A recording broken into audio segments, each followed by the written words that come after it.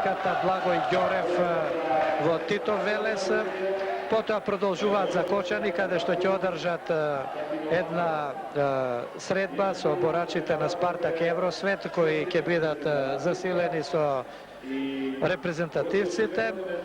Петок е слободен ден, патуваат за Радовиш, во сабота имаат реванш средба со репрезентацијата на Македонија, а во недела ќе бидат гости на Струмичани, ќе се борат со Извор, кој исто така ќе биде засилен со неколку наши репрезентативци. В понеделник нивната турнеја низ Македонија завршува, се враќаат за Москва. Борба 74 килограми, Љубиша Пешко, Македонија, црвен дрес, Расул Катиновасов, капитенот на руската репрезентација, сино црн дрес.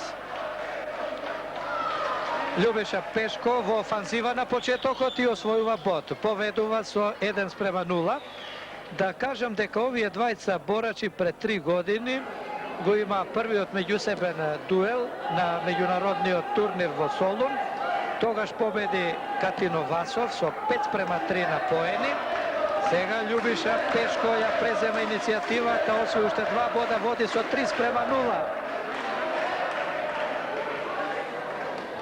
Расул Катиновасов беше четврти на светското првенство минатата година во Варна.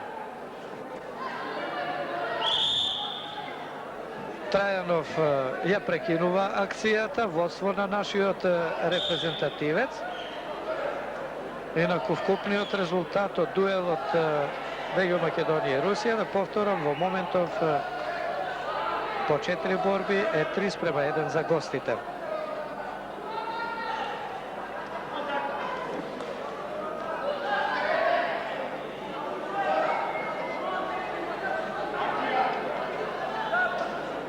Внимателен е премногу Расул Катиновасов.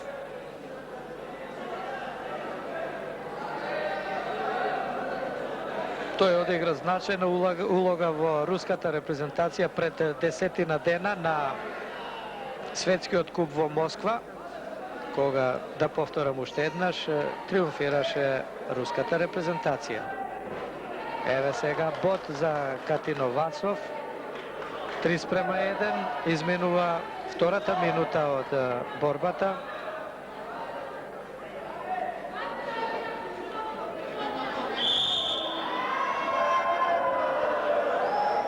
Уште неполни 3 минути, водство на нашиот репрезентативец 3:1. Нов атак на Пешко. Дали ќе успее сега да се подигне или да освои барем бод, освојува 4:1, немаше сили да го покрене противникот, па се реши да оди на минималното, да освои барем еден бод. Сега обид, нема да успее, да, и еве судијата ја прекинува акцијата.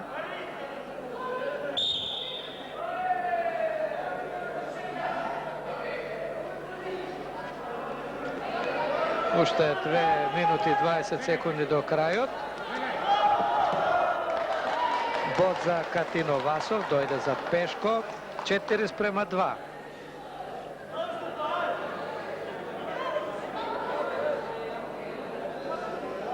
Уште 2 минути до крајот.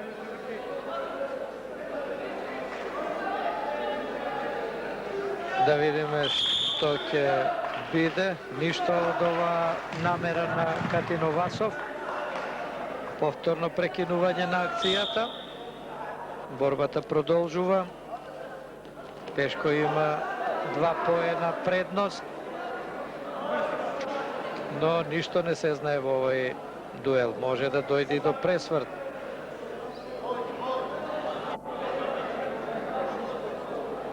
Пасивен е нашиот репрезентативец и судиите му доделуваат опомена.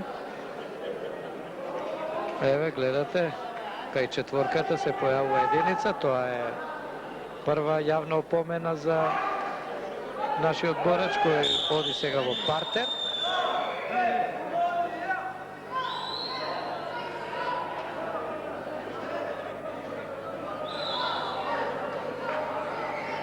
Доколку не дозволи Трајанов Катиновасов да доврши акцијата, доколку ги вкрстеше нозете на Пешко, Катиновасов можеше да освои 2 бода, се разбира и доколку го свртеше над Душекот. Уште 1 минута до крајот. Пешко има убава шанса, убава предност. Уште 50 секунди до крајот. Добро се заштити, но дали ќе се одбрани? До крај не успева. Бод за Катиновасов. 4:3. Времето минува. 35 секунди до крајот. Критични моменти за нашиот репрезентативец. Добро е, Трајанов ја прекинува и оваа акција. Уште 24 секунди до крајот. Пешко води со 4:3. Има шанса да победи, треба да биде внимателен. Уште 15 секунди. Судијата бара да се вратат и борбата да се одвива во дозволената зона за борба. Катиновасов оди во напад. Пешко го одбива нападот. Сврста борба и во самиот финиш на 2 секунди пред крајот. Поен освојува Катиновасов и тоа ќе биде трето продолжение. Немаат среќа нашите борачи. Мустафа имаше предност, не успеа во продолжението. Тимков изравни на еден со Рашидов, не успеа во продолжението. Еве сега истата судбина го снајде и Пешко. Имаше предност до 2 секунди пред крајот со 4:3, но сега резултатот е 4:4. Продолжува борбата до оној момент додека некој не освои бод. Дали има сили да го покрене противникот да дојде зад него и освојува, дали ќе освои бод? Да, но треба да легне Катиновасов, да го повлече назад во дозволената зона за борба.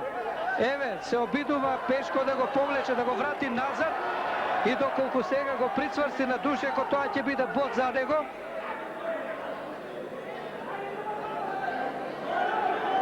Сврсто се држи Катиновасов, сега треба да притисне Пешко. Сега да го повлече и превртува преку себе Фрајзен и 2 бода. 6:4 победа на македонскиот репрезентативец.